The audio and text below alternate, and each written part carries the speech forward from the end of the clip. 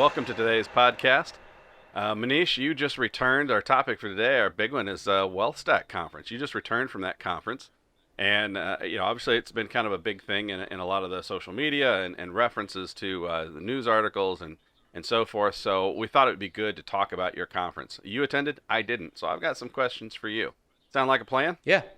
Cool. Yeah, let's do it. Cool. So first and foremost, I mean, what was your sort of thought or reasoning behind going to this particular conference over some of the others that are out there?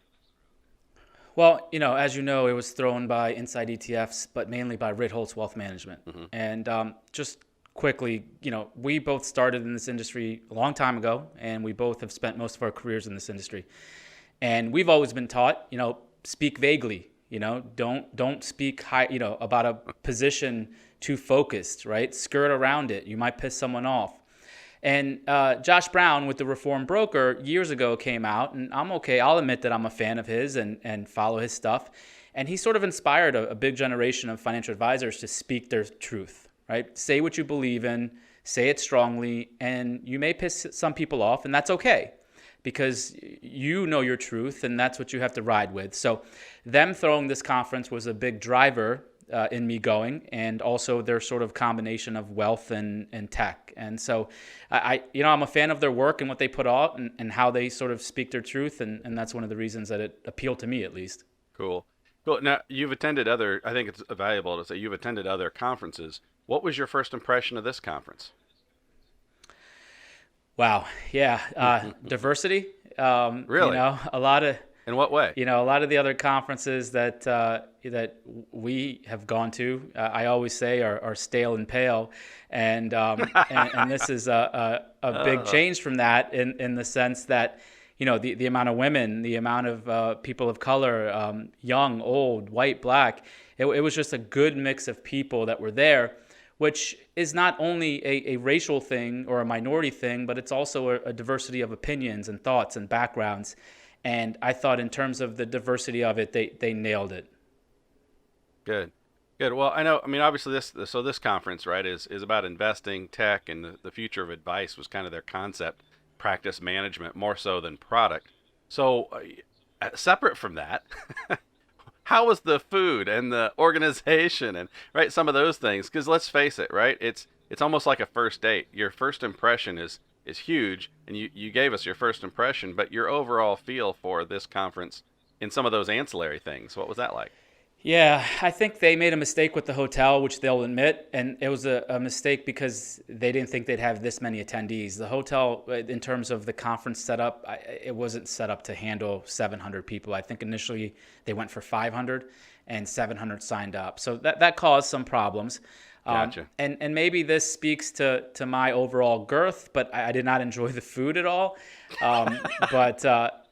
But that's probably a good thing because you sort of eat less. But you can tell some conferences sort of, get cheap with the food and with the refreshments because, we've ran conferences before. It's a huge spend.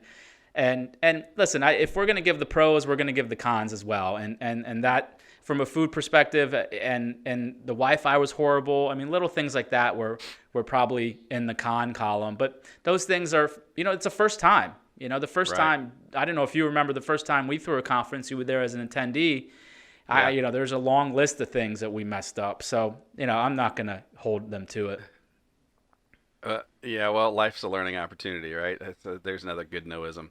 Yeah. Was it in light of some of those things? Was it pretty easy to interact with the fewer vendors that were there? I mean, this is one of the things that I took away just from as I was watching some of the tweets and other social media during the conference, was that it was much less product people and vendors and many more advisors. So was it easy to find a spot to have a conversation with another advisor? It was. I will say this, if I was a product provider, one of the things that probably would bother me is that I don't think they forced enough people into the room, which I think is on purpose. They didn't want this to be, a product fair. And so, other conferences will have certain time where they have the meet and greet in the exhibit hall. So you go in there and you're forced to talk to people. But when you're forced to do something, you're not doing it for the right intentions to begin with. So you're just in there Right. eating and drinking next to a booth. I don't think it solves the problem. So there was plenty of time and space to talk to other advisors and product providers. And they had it sort of off to the side, but accessible. So I think it was a good mix. I don't know how the product providers feel about it. Maybe they want more interaction in that setting. But, we weren't there in either capacity. So we were just there to sort of as an attendee. So. Right. Right. So what was your, I mean, as far as takeaways, like what was most impressive to you, or who? Maybe it was a speaker. I mean, I'm tossing that out there. There were some heavy hitters like Joe Duran and Peter Maluk and things like that. But, I really liked the social media panel because it was Really? more than just, hey, let's post a picture of my spaghetti on Facebook. It was people explaining their actual path and how they came about social media and the content they produce. And I think that was powerful because they went through examples of how they, focus on video and then slice and dice that video into different pieces. And it was four of them up there, all progressive and in front of the curve when it comes to social media. And that was something that was really helpful because I think a lot of financial advisors, and honestly, I don't care if you're 30 or 70, you need to hear that social, you may not even get a lot of business on social media, but it allows you to get in front of people to tell your story. And it also allows you to improve an advisor to find your story and to be visible because even the 60, 70, 80-year-olds, if they're looking for someone, if they're looking for a restaurant or even an advisor, the first thing they do is going to Google you. That's the first thing everyone does to see who you are, what you do. And it's sort of, we talk about the spider web of social media. It starts with a website, then it goes to the different mediums and blog and video. And it just has to be a part of your day if you want to grow or be relevant. Right. And I have to admit, I mean, obviously I'm talking to advisors all day long, and when I, maybe they see some of our material or they reach out, and obviously I have to make a connection with them. It's amazing to me how many have either no website or just, very archaic. So it's good to see. I'm excited to hear that there's somebody actually talking about, not just saying, "Hey, you got to do this," but here's how we do it. Here are the stumbling blocks that we've run into, or here's how we've progressed. Because ultimately, you're right. I mean, we all want that next generation client, the sons and daughters of our current clients. But, if you're not going to interact with them the way they want to interact, you're not going to get them. I don't care how good you are. It's Well, just the nature of the listen, beast. you hit the nail on the head. And what I mean by that is other conferences have social media consultants, right? People who are in the social media arena, but have never ran a financial advisory business. And what I loved about this panel is they were practitioners. They were financial advisors Right. first, but they were really good at social media and marketing and were spreading their story and spreading their truth. And it's powerful when that person's not full of shit because they're actually doing it themselves. Right. The last So, thing I need is a LinkedIn specializer who's telling me how to do something and they've never actually done anything themselves. yeah. I'm curious, was Ritholtz part of the panel that you talked about? Because obviously they do a ton of No, social media stuff. Well, no, that's that. no. And that's a good thing. Like Yeah. they were smart about not making it a Ritholtz conference. They were very Good. smart about that. Good. I mean, you and I both agree. We like and follow several of their folks, but yeah, they've definitely tapped into an arena and have done a pretty good job of it. So I think this is important, right? Because we've got obviously advisors that are listening. So my question to you would be, what is there a particular type of advisor that you would recommend look at the 2020 conference? I mean, what kind of an advisor would have really not only appreciated but really benefited from this conference?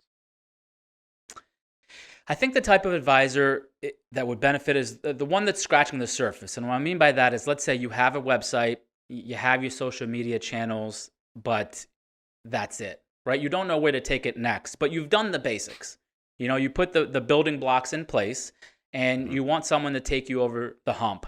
For example, there was a guy there that specialized in podcasts and how to set it up, what mics to use, where to host it, that kind of Did you stuff. grab him and ask Well, questions? no, I mean, Because I showed him ours, and he said you're actually doing a good job. So kudos. But no, he's taking someone from scratch who wants to right, do a podcast and helping them out. So, but someone who's doing a podcast normally already has a website and a social and likely a blog. So that's my point. Like someone who has the building blocks in place but sort of wants the next level expertise. And there's people there that can help. And here's one of my favorite parts about this. People were willing to help. Other advisors were willing to pull you aside and say, listen, Really? this is what I did. This is what I didn't do. Versus other conferences. I recall one of my first ever conferences, I went to a competitor and said, hey, man, great presentation. Can you tell me a little bit more about this product? And he looks at me and says, none of your business, and walks away. And I just think listen, there's so much money out there. Are we competitors? Are we frenemies? Maybe. But I've never been to a conference where people are so open and willing to lend a helping hand. And it's contagious, because when people were asking me, I'm like, hey, here's my email. I'll tell you exactly what we did and how we did. Why hide? Why hide? And so that was probably one of the best parts about the conference, is the openness, in my opinion. That's exciting to hear. So I'm going to flip this one. It's maybe a really short answer, but who shouldn't attend? I mean, this goes back to our last episode on LinkedIn. If you don't have a website, if you have a LinkedIn with no picture, if you don't have a Facebook page, if these things aren't even in the realm of your marketing, if you're still doing plate licking seminars, just don't bother. It's a waste of time and money. All right. So, no, I appreciate it. So, did you meet any good advisors? I mean, you're talking about all these people that were willing to help and chime in and so forth. I mean, obviously, it's not necessarily we're not there for prospecting, but obviously, as you interact with other advisors, that's part of what we do. How was that? Did you find anybody interesting? Yeah, we met a good amount of people. I mean, I think it's clear, and I made it clear that, listen, we do manage, money for advisors. We help other advisors out. That's our clientele. No different than some of the other sort of PR and folks that were there. They were talking to advisors as well. In that kind of environment, it's just really meeting good people and hearing their story, and less about products. So, after the conference, I've got a couple calls and emails and DMs. We're like, hey, you mentioned the 403B thing. I have this great, hospital next to me. Do you want to talk about it? Other than that, I was hands off. Like, this is who I am. This is what I do. And it wasn't a product pitch, Right. Well, it's look, life's short. You and I joke about this all the time. Life's short, and it's so much more important to work with the people that you want to work with. So I'm in a total agreement. It's always more fun to just find good people. And if, oh, by the way, we happen to be in a position where we can do some business, then that's great. But the last thing we want to do is, to be pitching crap all the time and doing business with stuff that folks that are a PETA. So give me a simple ranking, right? 1 to 10. 10 being the best. Was it a Bo Derek running across the beach? What do we got? I would probably give it an 8. I think if you ask them, they would probably give it an 8. There's some things that need to be improved. Some of the ancillary things we talked about earlier. But I will say, I think they are putting some fear in old school tech providers, conference providers, and you can tell on Twitter, some of these old guard tech conference throwers are real salty on Twitter and getting a little angry that they're not getting the love. So do I think this is going to be the dominant tech conference in the next couple years? Yes. Interesting. I do find that intriguing, because again, it's primarily put out there by another RIA that is competing with all of us listening, right? As opposed to a tech company or someone who's just trying to make money on putting together a conference. So that's definitely an interesting perspective, and maybe that's why it felt a little different. They made it. Maybe it sounds like probably. It sounds like they made a conference that they would want to go to. Like, gee, what a genius idea, right? Yeah, it's no different than you and I investing, most of our assets in Potomac strategies. It's not for any other reason that we believe in it, right? And it's no different than them. They believe in this type of conference. And here's the thing: if you're worried about them competing, then don't go. Stay home. Good call. All right. Yeah. So to sum some of this up, I mean, would you go again? Do you think you're going to go again next year? I think so. I mean, listen, everyone and their mother throws a conference in September, so we're going to have to see how it lines up with the different people we work with, but and where it is. If it's cross country again, it's hard. A cross country trip for a day and a half is a little taxing. But besides my personal stuff and personal schedule, I would definitely attend again for sure. Cool. All right. Well, on that note, I think we've pretty well knocked out. Is there anything else that you want to make sure that advisors who are listening know and understand about the WealthStack Conference? That we pretty well No, covered. but my recommendation is directly associated with the conference. So let me Okay. Well, jump into that that's right where I now. was going next. So fire away. Okay. So because the food sucked, I spent a lot of times at the English pub in the lobby of the restaurant, which oddly enough served fajitas and tacos in addition to burgers, and I don't know. It was English by name. So one of their white ales was called Four Peaks White Ale. And we'll put it in the show notes. I thought it was fantastic. Maybe it was just Really? because there was no other choice, but it was delicious. I'm a Belgian ale, white ale fan, and conferences get a little out of control sometimes. So we enjoyed a couple, but that's all I got for this week was that recommendation. All right. What about you? Easy enough. I'm actually I'm going to switch it up just a little bit. What I want to give a recommendation for isn't available yet, so I'm going to give you the prelude. And the prelude is, if you've ever watched The Office, one of my favorite actors there is John Krasinski. And yeah, he was funny as all get out on the show. The Office ran for almost 200 episodes, I think. But ultimately, he switched gears and did a movie a few years ago called, I want to make sure I get it right, 13 Hours, The Secret Soldiers of Benghazi. Right? I mean, Where is it on? It's you can see it on Prime, and it's replayed Prime, in a lot of okay. different places. You don't just have to get Prime. Okay. But he totally got, I mean, not that he was in bad shape before, but the dude's ripped. And it shot, like anything, when you see an actor who's good at one thing, especially comedy or something totally opposite spectrum, in this case, drama, military, whatever, you don't necessarily see them crossing. But this guy does a phenomenal job. And so I'm going to make that for my recommendation.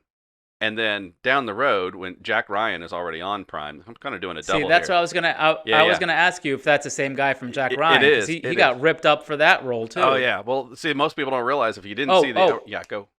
Jack Ryan, season 2 is November It's in 2nd, by the way. Correct. See, Okay. Okay, fine. Steal my thunder, sir. Dude, that show is awesome. I'm getting ready to start watching. That's what brought this to my attention. I decided I keep checking like every few days. When's it going to be available? When's it going to be available? And I finally decided, you know what? I'm going to watch the first season again. Okay, yeah. So that I'm prepped for November. But it won't take me that long to get through it. But then in the scheme of things, I thought, you know what? I want to go watch, and that's what I'm going to watch this weekend. I'm going to watch 13 Hours again because that was a really, really good show. And that was the first time I saw him jump out of that role of a comedian and kind of a dry comedian to something that is just, when you can do both, that now all of a sudden your actor status just, it goes up a notch. So there you go. That's right, pretty much it. Let's wrap this up. On that note, obviously, we appreciate those that are watching the podcast. Like, share, subscribe. We're available on iTunes. Wait. We got our first 2 reviews. We got 2 5-star reviews on Apple. Oh, really? You hadn't even told me that. See, I just saw it yesterday. Breaking news live right here on our podcast. Dude, we're on our way to a multi-million-dollar podcast. All you advertisers, line up. Before long, we'll have 10 subscribers. Yeah, buddy. All right, I got to go. All right, easy enough. So do that. If you have any comments, go to our Connect page on our website, www.potomacfund.com, and we'll catch you next time.